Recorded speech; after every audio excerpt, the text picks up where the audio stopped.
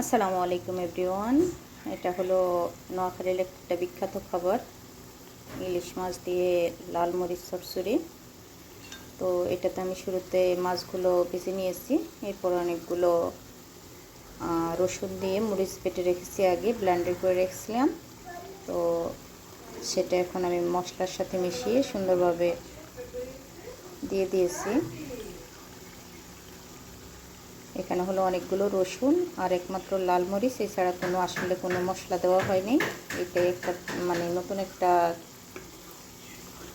খাবার, আমাদের বিশেষ করে নোয়াখালী এলাকায় খাওয়া হয়। খাবারটা খুবই মজাদার, মাঝে মধ্যেই ট্রাই করি বাসায়।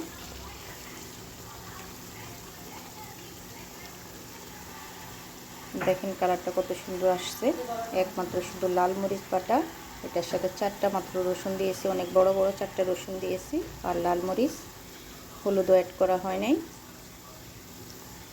এটা আসলে গরম ভাতের সাথে অনেক ভালো লাগে খেতে, মাছ মাংসর থেকে অনেকটা ভালো লাগে এই খাবারটা আমার কাছে, মাঝে মধ্যেই করি এটা। তো আপনাদেরও যদি এই খাবারটা দেখে ভালো লেগে থাকে, আপনারা আসলে বাসায় একটু ট্রাই করে দেখবেন। আর আমার রান্নার ভিডিওটা যদি ভালো লেগে থাকে, বাসায় যদি ট্রাই করে থাকেন, তাহলে আমাকে কমেন্ট বক্সে জানাবেন যে আসলে কেমন লাগলো খাবারটা, কেমন হলো। আসসালামু আলাইকুম, সবাই ভালো থাকবেন, সুস্থ থাকবেন। ইনশাআল্লাহ নেক্সট ডে অন্য কোনো একটা রেসিপি নিয়ে আপনাদের সামনে হাজির হব।